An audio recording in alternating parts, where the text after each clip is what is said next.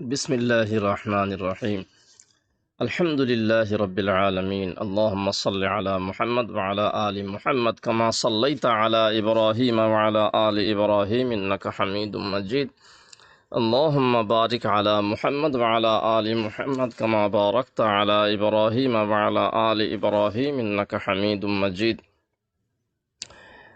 খাদ্য খাবার ইসলামী তরিকা সংক্ষেপে এরকম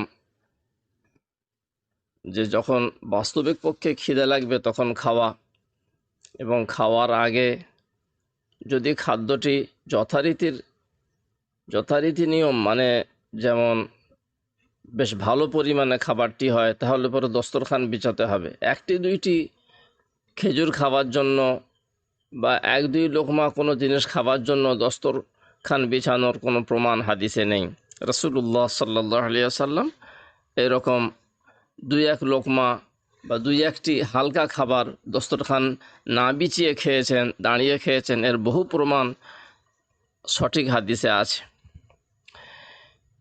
কিন্তু যখন দুপুরের খাবার খাবো, ভাত খাবো, রুটি খাবো, যথারীতি যাকে খানা বলে বা রাতের খানা বা নাস্তা বেশ ভালো পরিমাণে খাদ্যের পরিমাণও যথেষ্ট হবে, তখন দস্তরখান বিছিয়ে খাওয়া মস্ত বড় সুন্নত।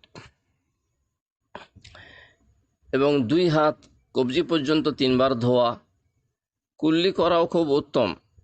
2 হাত কবজি পর্যন্ত 3 বার ধোয়া খেয়াল করতে হবে। এবং খাবার সামনে এলে আল্লাহুম্মা বারিক লানা ফিহি ওয়া আত'ইমনা খায়রাম মিনহু এইটি পড়া। যদি দুধ হয় বা মধু হয় তো আল্লাহুম্মা বারিক লানা ফিহি ওয়া জিদনা মিনহু বলা। এ দোয়াটি একটু অন্যরকমও অন্য হাদিসে আছে। যদি কোনো ভাই আমাকে খানা খেতে ডাকছেন কিন্তু খাবার ইচ্ছা নেই, তো বারাকাল্লাহু লাকুম বলে দেওয়া, আল্লাহ পাক আপনাদের এই খানায় বরকত দিন। খাবার জিনিস যখন খাওয়া শুরু করব, খাওয়া শুরু করার আগে শুধু বিসমিল্লাহ আওয়াজের সাথে পড়লেই সুন্নত আদায় হয়ে যাবে। বিসমিল্লাহির রহমানির রহিম বলতে পারা যায়। বিসমিল্লাহ আলা বারাকাতিল্লাহ, বিসমিল্লাহ ওয়ালা বারাকাতিল্লাহ, এগুলো হাদিসে আছে। খাওয়ার সময় পেটকে 3 ভাগে ভাগ করে নিয়ে আন্দাজ করে খাওয়া, 3 ভাগের মধ্যে 1 ভাগ খানা খাওয়া, খানা দিয়ে পূর্ণ করা, আর 1 ভাগ পানির জন্য রাখা, আর 1 ভাগ খালি রাখা, এটা মস্ত বড় সুন্নত। গলা সমান খাওয়া সুন্নত নয় এবং পেট ভরার পর খাওয়া এটা গুনাহ।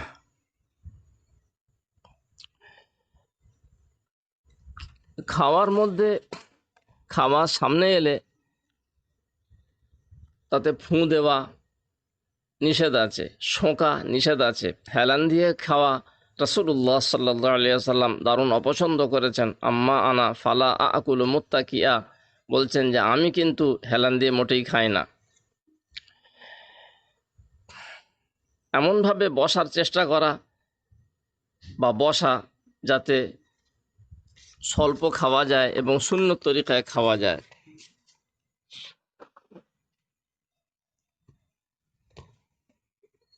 খাবার ঠান্ডা করা মানে ফুঁ দিয়ে ঠান্ডা করা নয়, একটু অপেক্ষা করা অথবা পাখা চালিয়ে দেওয়া। খাবারের জিনিসে বা পানীয় পান করার জিনিস, দুধ, মধু, চা ইত্যাদি ইত্যাদি, এতে ফুঁ দেওয়া মানা আছে। এতে ফুঁ দিতে নেই, নিঃশ্বাস ফেলতে নেই কোনো অবস্থায়। খাওয়া হয়ে গেলে দোয়া পড়া। ইফতার করার পর দোয়া আলাদা আছে, যদিও সাধারণ দোয়া পড়লেও আল্লাহ পাকের শুকরিয়া হয়ে যাবে। ইফতার করার আলাদা দোয়াও আছে, যাহাবাল যামাউ ওয়াবতাল্লাতিল উরুকু ওয়া সাবাতাল আজরু ইনশাআল্লাহ, বা আফতারা ইনদাকুমুস সাইমুন ওয়া আকালা তাআমাকুমুল আবরার ওয়া সাল্লাত আলাইকুমুল মালাইকা। একসঙ্গে খেলে বরকত বেশি হয়। সাহাবায়ে কেরাম একবার জিজ্ঞাসা করেছিলেন আল্লাহর রসুল, কি ব্যাপার, আমরা খানা খাই কিন্তু আমাদের তৃপ্তি হয় না বা পেট ভরে না। রাসূলুল্লাহ সাল্লাল্লাহু আলাইহি সাল্লাম বললেন, মনে হয় তোমরা সকলে আলাদা আলাদা খাও। সাহাবায়ে কেরাম উত্তর দিলেন, জি হ্যাঁ। রাসূলুল্লাহ সাল্লাল্লাহু আলাইহি সাল্লাম বললেন, একসঙ্গে খাবে, আল্লাহ পাকের নাম নিয়ে বিসমিল্লাহ বলে খাবে, তাহলে তোমাদের জন্য ওই খানায় বরকত হবে। রাসূলুল্লাহ সাল্লাল্লাহু আলাইহি সাল্লাম খানা খাওয়ার পর যেসব দোয়াগুলো বলে দিয়েছেন, তার মধ্যে একটি দোয়া পড়লেও আল্লাহ পাকের শুকরিয়া আদায় হয়ে যাবে। তবুও দোয়াগুলো বলছি, যে দোয়াগুলি তিনি আমাদেরকে শিখিয়েছেন। সবচেয়ে সহজ এবং মশহুর বিখ্যাত দোয়া আলহামদুলিল্লাহিল্লাযী আত'আমানা ওয়া সাকানা ওয়া জা'আলানা মুসলিমিন ওয়া জা'আলানা মিনাল মুসলিমিন, দুই রকমই আছে। তিরমিজি ইত্যাদিতে ওয়া জা'আলানা মুসলিমিন আছে, হিসনে হাসিনে ওয়া জা'আলানা মিনাল মুসলিমিন আছে 111 পৃষ্ঠায়। আলহামদুলিল্লাহিল্লাযী আত'আমানি হাযা আত-তা'আম ওয়া রাযাকানিহি মিন গায়রি হাওলিন মিন্নি ওয়ালা কুওয়া, এটিও সুন্নত দোয়া। আলহামদুলিল্লাহি হামদান কাসীরান তাইয়্যিবান মুবারাকান ফীহি গায়রা মাকফিয়্যিন ওয়ালা মুবাদ্দাইন ওয়ালা মুস্তাগনান আনহু রাব্বানা, এটি বুখারী শরীফেও হাদিসটি আছে, এই দোয়াটি আছে। আলহামদুলিল্লাহিল্লাযী হুয়া আশবা'ানা ওয়া আরওয়ানা ওয়া আন'আমা আলাইনা ওয়া আফদাল, এই দোয়াটি পড়লে পরে আল্লাহ পাক খানার হিসাব মাফ করে দেবেন। এইভাবে আরও কিছু দোয়া আছে, যাদের হিম্মত হবে তারা পড়তে পারেন, যেমন আলহামদুলিল্লাহিল্লাযী আত'আমা ওয়া সাকা ওয়া সাওয়াগা ওয়া জা'আলা লাহু মাখরাজা। এই দোয়াগুলোর মানে বিভিন্ন, যে সব মানেগুলো আছে এর সার কথা এই যে এই দোয়াগুলো পড়লে অতি অবশ্যই আল্লাহ পাক রুজির বরকত চালু রাখবেন, হজমও করিয়ে দেবেন, বদ হজম থেকে হেফাজত করবেন, এবং ওই খানার মধ্যে যতটুকু আল্লাহ পাক ভিটামিন ইত্যাদি রেখেছেন সেটা শরীরের কাজে লাগাবেন, এবং ওই খানার খারাপি থেকে আল্লাহ হেফাজত করবেন। কিন্তু এটাও খুব মনে রাখতে হবে যে খানা খাওয়ার আগে খোঁজ নেওয়া খুব জরুরি। জানা খাবারই রাসূলুল্লাহ সাল্লাল্লাহু আলাইহি সাল্লাম খেতেন। হারাম খাবার যেমন খাওয়া নিষেধ, ওই রকম অজানা খাবারও খাওয়া নিষেধ। রাসূলুল্লাহ সাল্লাল্লাহু আলাইহি সাল্লামের সামনে যে কোনো খানা পেশ করলে তিনি জিজ্ঞাসা করতেন, এটা কি খানা? কখনো হাঁড়ির ভিতরে খানা রান্না করে যখন তার সামনে পেশ করা হয়েছে, তিনি জিজ্ঞাসা করেছেন, উত্তর দেওয়া হয়েছে, তারপরে তিনি খাওয়া বা না খাওয়ার সিদ্ধান্ত নিয়েছেন। হাত ধোয়ার সময় আলাদা একটি দোয়া আছে, যদি কেউ হিম্মত করেন পড়তে পারবেন। ওটা হিসনে হাসিনার 112 নম্বর পৃষ্ঠায় আছে। যদি কারোর এই নির্দিষ্ট দোয়াগুলি না জানা থাকে তো প্রত্যেক মুসলমান আলহামদুলিল্লাহ বা আলহামদুলিল্লাহি রাব্বিল আলামিন জানে, এটা পড়লেও হয়ে যাবে। যদি কোনো ভাইয়ের কাছে মেহমান হিসাবে খায় তো আল্লাহুম্মা আত'ইম মান আত'আমানি ওয়াসকি মান সাকানি বলবে। তার সাথে আল্লাহুম্মা বারিক লাহুম ফিমা রাযাকতাহুম ওয়াগফির লাহুম ওয়ারহামহুম, এটাও বলবে, তাদের জন্য দোয়া করবে। এগুলো খানার সংক্ষিপ্ত আদব। আমাদের দেশে দস্তরখান বিছানোর পর দস্তরখানে স্লিপচি রাখা হয়। দস্তরখানে স্লিপচি রাখা, দস্তরখানে পা রাখা, দস্তরখান বিছিয়ে মানুষের অপেক্ষা করা, এগুলো নিয়মের মধ্যে পড়ে না। বরং খানেওয়ালা ভাইয়েরা যখন বসবেন তখন দস্তরখান বিছানো হবে, এবং বাসনের যেমন সম্মান করা উচিত সেই রকম দস্তরখানেরও সম্মান করা উচিত। কারণ দস্তরখানে কোনো খাবার এবং খাদ্য পড়ে গেলে সেটি কুড়িয়ে খাবার হুকুম আছে। অতএব দস্তরখানে পা দিয়ে চলা এমন যেমন বাসনে পা দিয়ে চলা। আমাদের এই বাংলার পরিবেশে অনেকেই এই আদবগুলো জানেন না। ওইভাবে দস্তরখানে স্লিপচি রেখে হাত ধোয়ানো, এটাও নিয়ম। হাত ধোয়ালে পরে দস্তরখান বিছানোর আগে হাত ধুইয়ে দিন, দস্তরখান বিছিয়ে তার উপরে স্লিপ রেখে হাত ধোয়ানো, এটা অজ্ঞতার পরিচয়, ইসলামী তরিকায় খানা খাওয়ার নিয়ম না জানার ফল।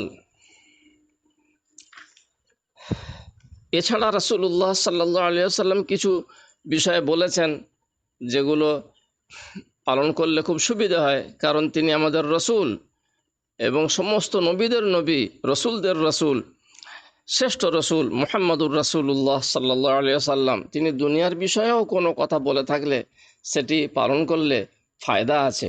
যে বিষয়ে তার নিয়ম পালন করা হবে সেই বিষয়ে আমরা ফায়দা পাব, এবং সেই বিষয়ের তার বিধিনিষেধ অমান্য করলে সেই বিষয়ে সেই লাইনে আমাদের ক্ষতি আছে।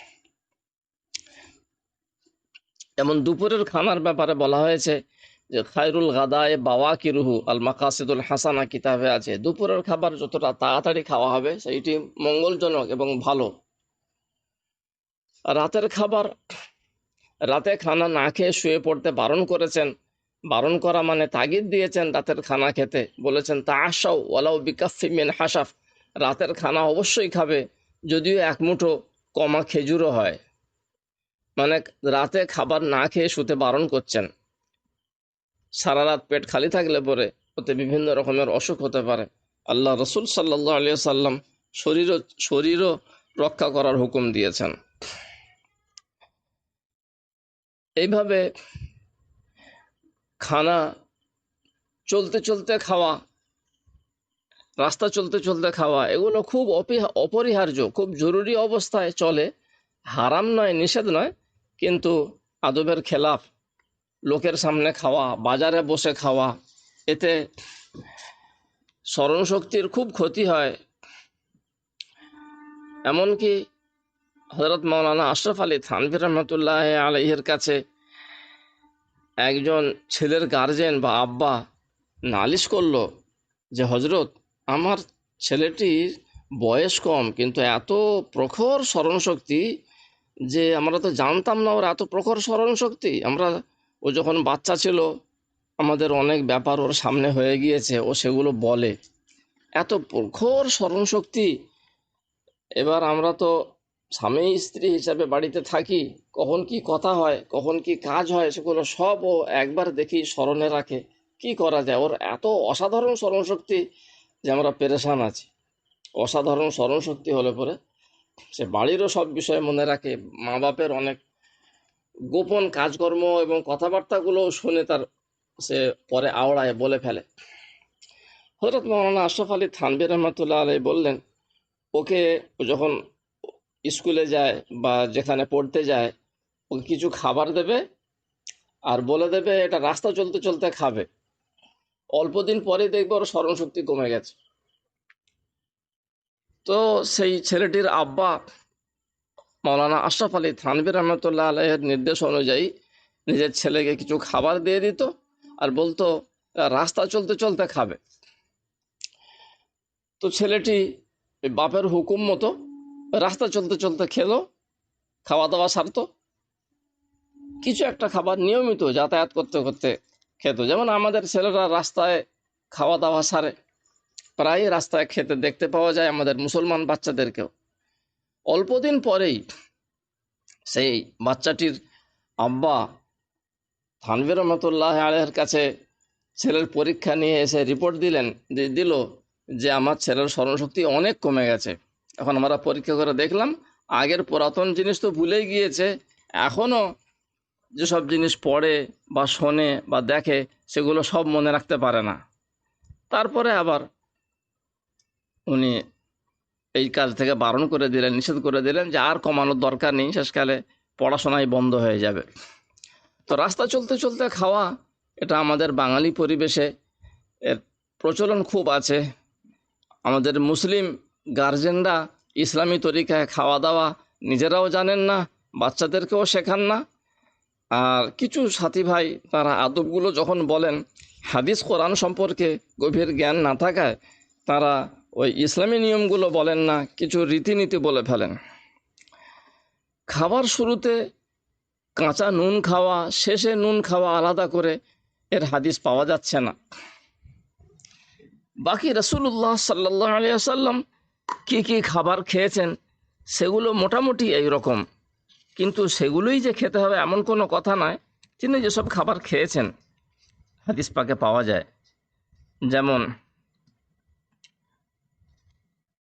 উট, গরু, ছাগল, ভেড়া, খরগোশ, নীলগায়ের গোশত, এগুলো খেয়েছেন। ছাগল এবং ভেড়ার যখন গোশত খেতেন, তিনি ছাগল ভেড়ার সামনের দিকের ঠ্যাঙের গোশত বেশি পছন্দ করতেন। রোদে শুকনো করা গোশতও খেয়েছেন, ভুনা গোশতও খেয়েছেন। রোদে শুকনো করা গোশতকে কাদিদ বলা হয়। দুধ, মধু, খোরমা ইত্যাদি দিয়ে তৈরি করা হালুয়া খেয়েছেন, সিরকা ব্যবহার করেছেন।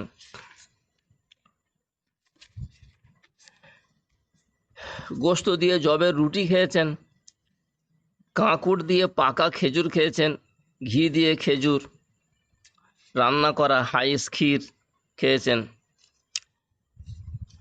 আরবি ডুমুর খেয়েছেন, যাকে আঞ্জির বলে, আরবিতে তিন বলে।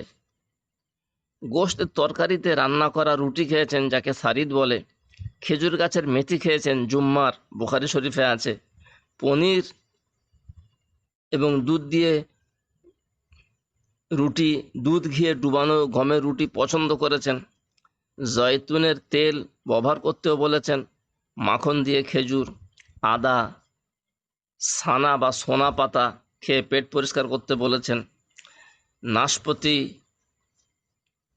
এইভাবে জব রান্না করা বা জবের খিচুড়ি, চর্বি দিয়ে জবের রুটি, আঙুর, ছত্রাকের প্রশংসা করেছেন। মুরগি এবং হুবারা, এক প্রকার বড় পাখি, তার গোশত খেয়েছেন। পঙ্গপাল, গোশত ও লাউয়ের তরকারি দিয়ে জবের রুটি খেয়েছেন এবং লাউ বেশি পরিমাণে খেয়েছেন ওই তরকারি থেকে তুলে তুলে, এটাও বুখারী শরীফে আছে। দারচিনি দিয়েও খেয়েছেন, খোরমা ভিজানো পানি সকালে পান করতেন। আর এক রকম ক্ষীর খেয়েছেন, যেটা আটা ও গোশত দিয়ে তৈরি। দুধ ও আটা দিয়ে তৈরি করা পায়স বা ক্ষীরও খেয়েছেন। রুটি আরবের এলাকায় বেশি খাওয়া হতো এবং ভাত খাওয়ার হাদিসে কোনো আলোচনা পাওয়া যায় না। সাহাবাদের জামানায় ওই হারেস ইবনে কালাদা, ডাক্তারের মেয়ে, প্রথম ভাত খাইয়েছেন সাথীদেরকে, এটা ইতিহাসে পাওয়া গিয়েছে। কিন্তু রাসূলুল্লাহ সাল্লাল্লাহু আলাইহি সাল্লাম ভাতের প্রশংসা করেছেন। এবং হাদিসটি আল মাকাসিদুল হাসানা ফি বায়ানি কাসির মিনাল আহাদিসিল মুশতাহিরাতি আলাল আলসিনাহ কিতাবে আছে যে দুনিয়া আখিরাতের সেরা খাদ্য গোশত।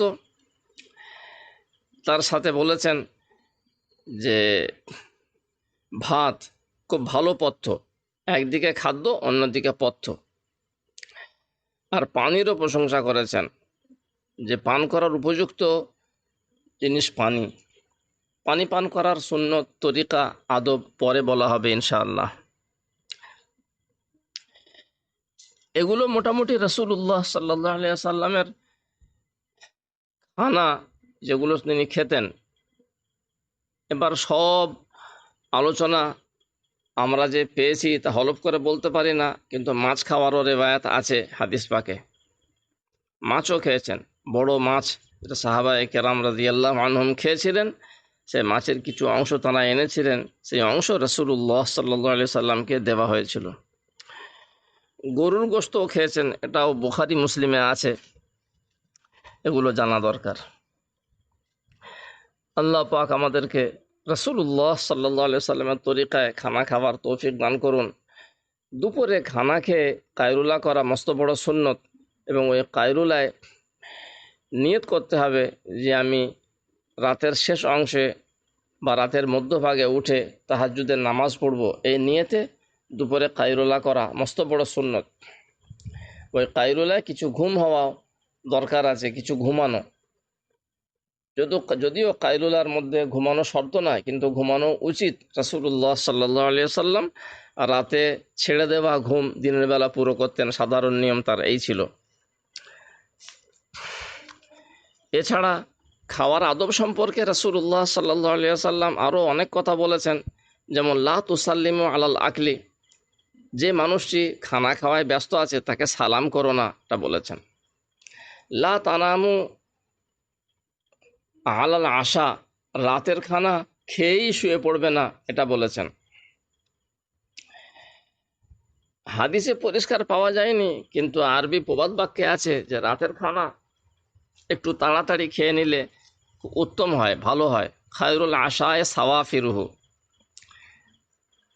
কিন্তু দুপুরের খানার ব্যাপারে হাদিস পাওয়া গিয়েছে খায়রুল গাদাই বাওয়াকিরুহু, দুপুরের খানা যতটা তাড়াতাড়ি খাওয়া হবে ততটা উত্তম।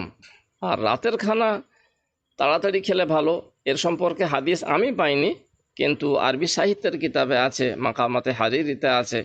তো বোঝা যায় এটা আরবদের আদত, তো সেটা সুন্নত হতে পারে, কারণ সাহাবায়ে কেরাম রাদিয়াল্লাহু আনহুমরা অধিকাংশই আরব ছিলেন।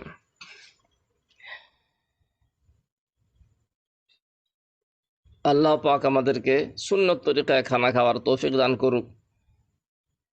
আর পোড়া জিনিস খাওয়া মানা আছে, কিন্তু কোনো হালুয়া বা কোনো খাবার তৈরি করার সময় বা ক্ষীর তৈরি করার সময়, ভালো খাবার তৈরি করার সময় কিছু খাদ্য হাঁড়ির নিচের অংশে ধরে যায়, সেটা যদি পুরোপুরি না পুড়ে গিয়ে থাকে সেটা খাওয়ার ব্যাপারে হাদিসে আলোচনা আছে, খাওয়া চলে।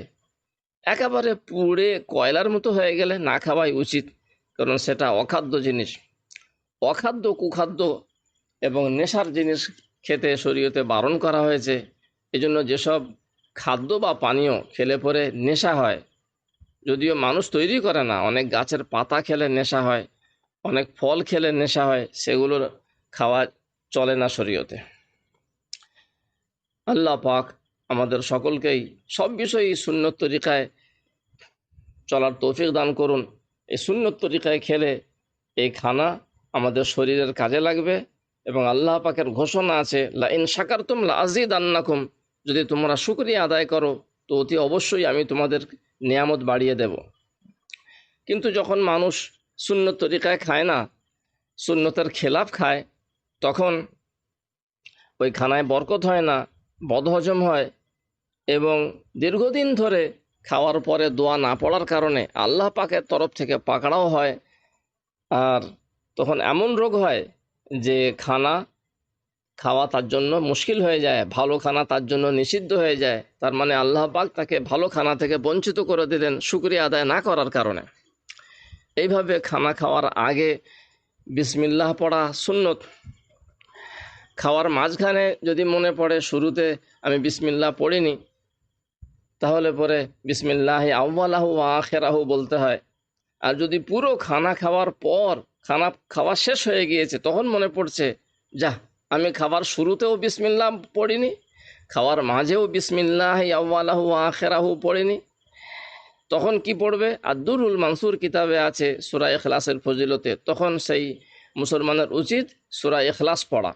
সূরা ইখলাস পড়লে খাওয়ার এই গাফলতি এবং এটাও এক প্রকার ধৃষ্টতা, এই বেয়াদবি আল্লাহ পাক মাফ করে দেবেন, শুকরিয়া আদায় হয়ে যাবে। খাওয়ার পরে যদি মনে পড়ে আমার শুরুতেও বিসমিল্লাহ বলা হয়নি আর মাঝখানেও বিসমিল্লাহ বলা হয়নি, তখন সূরা ইখলাস পড়বে। এই বিষয়টি সাধারণ কিতাবে পাওয়া যায় না, কিন্তু তাফসীর আদ-দুরুল মানসুরে সূরা ইখলাসের ফজিলতে বিষয়টি আছে। যেহেতু খানার আদব চলছে, এজন্য খানার আদব সম্পর্কে বিষয়টি বললাম। ওয়া মা আলাইনা ইল্লাল বালাগুল মুবিন।